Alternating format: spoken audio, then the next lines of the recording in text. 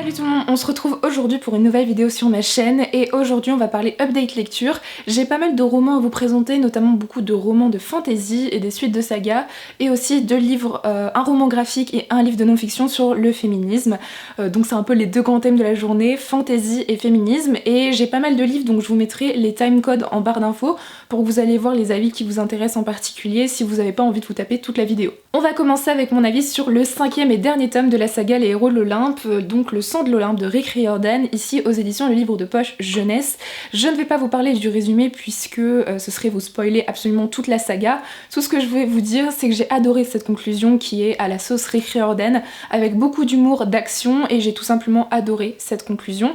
J'ai beaucoup aimé les personnages ici, notamment de Nico et Reina, qui sont deux personnages qu'on rencontre dans cette saga et qui ont enfin une place assez importante dans son 5e et dernier tome. J'ai aussi beaucoup aimé le développement du personnage de Piper, qui est un personnage qui était, je trouve, mis un peu au second plan dans les autres romans, et ici dans ce 5e tome, on développe beaucoup plus ce personnage, aux dépens notamment d'autres personnages que j'apprécie énormément, qui sont notamment Percy Jackson et Annabeth. Ce sont deux personnages que j'aime beaucoup, mais qu'on voit un peu moins dans ce 5e tome. Mais pour autant, ça m'a permis de découvrir d'autres personnages, et ça c'est un plus. J'ai aussi beaucoup aimé l'intrigue, il y a encore beaucoup d'action, c'est rythmé, on ne s'ennuie absolument pas, j'ai beaucoup aimé la conclusion même si je trouve que la fin est un peu rapide, mais dans l'ensemble ça a été une très bonne intrigue, j'ai passé un excellent moment, et encore une fois la plume de Rick Riordan est super fluide à lire, très addictive, c'est prenant, il y a aussi beaucoup d'humour et c'est ce que j'aime aussi dans la particularité de ces livres, donc voilà, c'est une conclusion que je vous recommande énormément. Si vous aimez la mythologie grecque et romaine, déjà je vous invite à lire Percy Jackson de Rick Riordan. Il faut savoir que c'est quand même une saga jeunesse, mais ça se lit très bien, il y a beaucoup d'humour. Et si vous voulez lire une saga qui mêle mythologie grecque et romaine, à ce moment-là, je vous conseille de vous lancer dans Les Héros de l'Olympe. On continue avec le deuxième livre de cet update, il s'agit du tome 3 de Gardien des Cités Perdues, Le Grand Brasier de Shannon Messenger aux éditions Lumen. Ici c'est le premier roman que j'ai lu pour le mois de la fantasy, c'est un roman qui a été un coup de cœur, j'ai adoré cette suite de saga. Le premier tome avait été un coup de cœur et le second tome une excellente lecture. Et ce troisième tome me confirme que j'aime énormément cette série de fantasy jeunesse, young adulte on pourrait dire presque. Donc ici on continue à suivre le personnage de Sophie et beaucoup d'autres personnages secondaires. J'ai adoré ce troisième tome parce que déjà l'intrigue est extrêmement prenante, c'est aussi extrêmement addictif. J'ai beaucoup aimé suivre les personnages notamment de Sophie, mais aussi les personnages secondaires qui je trouve ici ont été un peu plus poussés en termes de développement personnel, psychologique, donc on en apprend un peu plus sur ces personnages et au fil des tomes on s'attache de plus en plus à eux et pas seulement à Sophie. L'autrice, elle développe aussi ici son univers, notamment sur les créatures fantastiques, sur l'organisation du Cygne Noir, on apprend que cette organisation existe dès le premier tome, donc je ne vous spoil pas, et notamment sur les capacités de Sophie. Si vous ne connaissez pas cette série, ici on suit Sophie qui a toujours vécu dans le monde des humains et a toujours eu des capacités, elle ne s'est jamais sentie à sa place jusqu'au jour où en fait un elfe va venir la chercher et lui faire découvrir le monde auquel elle appartient vraiment. Vous vous doutez bien qu'elle a une place assez importante dans ce monde et toute une intrigue liée à ce personnage.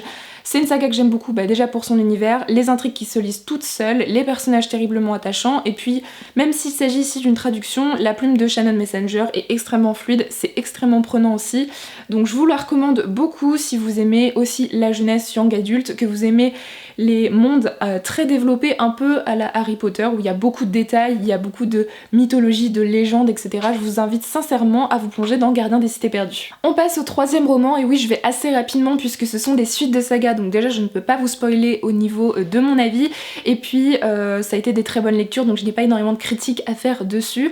Pour le troisième livre, on passe à la deuxième lecture du mois de la fantasy avec le second tome de la saga L'Assassin Royal, l'Assassin du Roi de Robin Hood, aux éditions J'ai lu, donc moi je les lis dans la version J'ai lu poche, donc ils sont tous découpés, c'est-à-dire que les 3 premiers tomes équivaut à la première intégrale, donc il me reste le troisième tome pour avoir lu la première époque, je crois, quelque chose comme ça, enfin la première intégrale de la première époque. Enfin c'est un peu compliqué, en tout cas là j'ai lu ce second tome avec lequel j'ai passé un excellent moment et je compte bien lire le troisième tome prochainement dans le challenge des 4 maisons. Je l'ai notamment présenté dans ma pile à lire du challenge, donc si vous n'avez toujours pas vu ma pile à lire, je vous le mets dans le petit i juste au-dessus. Pour ce qui est de ce second tome, je l'ai beaucoup apprécié, j'ai passé un très bon moment à développer les personnages, je me suis beaucoup attachée au personnage de Fitz, mais on en apprend aussi beaucoup plus sur les personnages secondaires, c'est une longue saga, donc l'autrice elle met du temps à développer ses personnages, mais on s'y attache beaucoup. J'ai surtout aussi beaucoup apprécié la nouvelle princesse qui apparaît dans ce second tome, que je trouve extrêmement courageuse et pourtant sensible à la fois. Bref, c'est un personnage que j'ai trouvé plutôt bien nuancé, et j'ai adoré le fait que l'autrice ne sexualise pas tous ses personnages féminins, ça fait du bien, et c'est assez rare finalement en fantasy adulte, voire young adulte, donc ça fait du bien de lire une saga où l'autrice ne sexualise pas ses personnages. Pour ce qui est de l'intrigue et de l'univers, ça se développe tranquillement, ça avance plutôt bien, il se passe pas énormément de choses au niveau de l'intrigue, et les retournements de situation sont assez prévisibles mine de rien, il y en a très peu qui m'ont surpris. Pour autant ça reste quand même très sympa à lire. Pour ce qui est de l'univers c'est un peu pareil, on ne développe pas énormément l'univers, mais je pense que ça c'est surtout dû au découpage français qui du coup je lis en fait 3 parties alors qu'en fait je devrais lire l'intégrale, la première intégrale d'un coup. Donc je vais lire ce 3e tome et j'aurai peut-être un avis un peu plus global sur la première intégrale. En tout cas j'ai quand même passé un très bon moment, j'aime beaucoup la plume de Robin Hobb, ça se lit tout seul, c'est immersif au possible et ça me donne très envie de lire la suite. Pour le 4e roman, je vais vous parler de ma 3e lecture du mois de la fantasy. Il s'agit du second tome de la trilogie Darker Shade of Magic, ici A Gathering of Shadows de V.E. Schwab. Ici c'est dans la version VO anglaise originale, donc de Titan Books, mais la trilogie est sortie aux éditions Lumen en français si ça vous intéresse. Ici j'ai lu ce second tome qui m'a pris un temps infini à lire alors que j'ai eu un énorme coup de cœur pour le premier tome. Ce 2e tome est un peu en dessous selon moi du premier, contrairement à beaucoup d'avis, je n'ai pas été autant emballée. Est-ce que c'est parce que c'était pas le bon moment de le lire? Est-ce que parce que j'avais lu un peu trop de fantasy avant? Je n'en sais rien, mais j'ai pas été autant emballée par ce second tome. Premièrement, on continue à suivre nos 2 personnages principaux qui sont Kel et Layla, des personnages que j'apprécie tout particulièrement, que j'ai aimé suivre, mais j'ai eu cette impression qu'ils n'évoluaient pas beaucoup, qu'il y avait beaucoup de choses qui ne se passaient pas, une sorte d'impression de vide entre ces 2 personnages, et que les retrouvailles entre ces 2 personnages est si longue à attendre. J'étais très contente qu'ils se retrouvent, mais alors avant c'est extrêmement long, et j'ai trouvé voilà, qu'il n'y avait pas eu vraiment énormément d'évolution de ces 2 personnages avant qu'ils se retrouvent, donc je vous avoue que j'ai eu beaucoup d'impressions de longueur pendant ce second tome, notamment aussi au niveau de l'intrigue, j'ai trouvé qu'il ne se passait pas grand chose avant au moins la moitié du roman, sauf que ce roman fait presque 500 pages, donc comment vous dire que lire presque 200 pages sans qu'il se passe grand chose, c'est très long, surtout dans un roman de fantasy, et en fait j'ai trouvé que l'intrigue et les menaces commençaient vraiment au moment où le tournoi de magie commence. Ici, ce second tome, il tourne autour du tournoi de magie. J'ai beaucoup aimé ce tournoi, j'ai beaucoup aimé le développement de l'univers à partir de ce moment-là. Je suis toujours autant attachée à cette idée des 4 Londres qui viennent se mélanger un peu au niveau de la magie, des différents types de magie, les menaces, etc. J'aime beaucoup, mais pour moi la première partie aurait clairement pu être réduite parce que j'ai trouvé ça extrêmement long. Pourtant l'intrigue quand elle commence, elle est génial, vraiment c'est très addictif, l'univers j'aime beaucoup quand il commence à être développé dans la seconde partie, et par contre du coup quand l'action est à son apogée on nous coupe vraiment parce qu'il s'agit de la fin, et on nous dit vous avez qu'à lire le 3e tome pour connaître la suite, donc ça finit dans un gros cliffhanger, et j'avoue que j'ai pas trop apprécié dans le sens où j'avais attendu un moment pour lire, pour rentrer vraiment dans l'intrigue, et en fait au moment où c'est l'apogée on nous coupe l'herbe sous le pied, et j'ai pas vraiment apprécié ça, c'est extrêmement frustrant. Alors j'imagine que c'est fait pour, mais j'avoue qu'avec ce début extrêmement long, j'ai pas trop apprécié. Pour autant, j'aime toujours autant la plume de V.E. Schwab, j'aime son univers, son imagination et le fait que ce soit fluide et assez simple à lire. Donc je vais sûrement lire le 3e et dernier tome parce que j'ai envie de savoir ce qui va se passer pour les personnages auxquels je me suis quand même beaucoup attachée, et j'espère sincèrement qu'il y aura un peu moins de longueur dans le dernier tome. Je passe cette fois-ci au roman graphique, alors j'en lis rarement et vous en voyez rarement sur ma chaîne, mais je l'ai reçu à mon anniversaire et je l'ai lu un peu dans la foulée. Il s'agit de Woman World de Aminder Dhaliwal, si je me trompe pas, qui a été traduit notamment par Clémentine Beauvais aux éditions La Ville Brûle. Ici c'est un roman graphique sur le thème du féminisme. Ici on est dans un monde où les hommes et les femmes ont produit de plus en plus d'enfants, et surtout d'enfants-filles, et donc la planète se retrouve à un moment à n'être envahie que par des femmes, et il n'y a plus d'hommes qui vivent sur cette planète.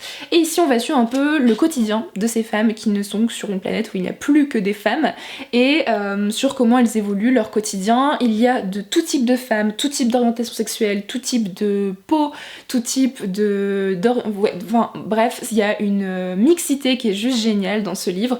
J'ai trouvé ça très intéressant, il y a aussi des personnages handicapés, bref, j'ai trouvé ça génial.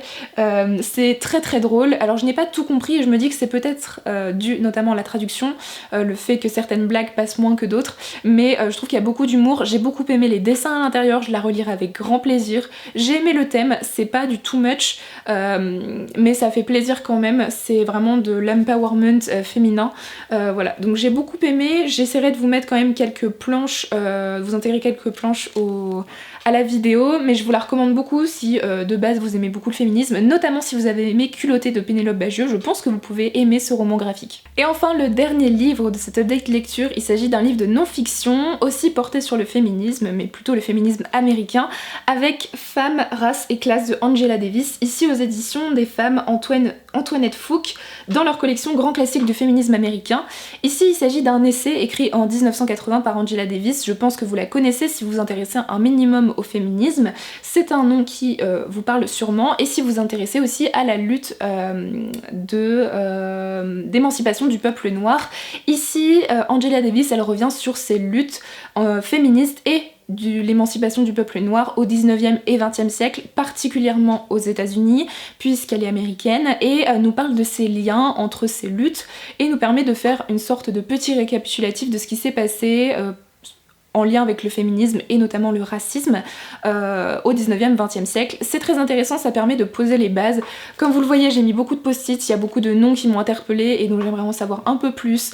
C'est un livre qui est très intéressant, chaque livre a une thématique, a un point particulier à traiter, c'est assez méthodique et j'ai trouvé ça voilà, très intéressant, instructif. Je me suis encore repris une claque par rapport à notre héritage de femmes blanches, notamment dans le féminisme, et les liens qu'il y a avec l'émancipation du peuple noir. J'ai trouvé ça très intéressant et ça permet de mettre les bases par rapport au féminisme intersectionnel dont on parle aujourd'hui. Voilà, donc c'est un livre qui est prenant, qui est instructif aussi. Si les thèmes du féminisme et du racisme vous intéressent ou que Angela Davis est une figure qui vous intéresse, je vous invite fortement à lire ce livre.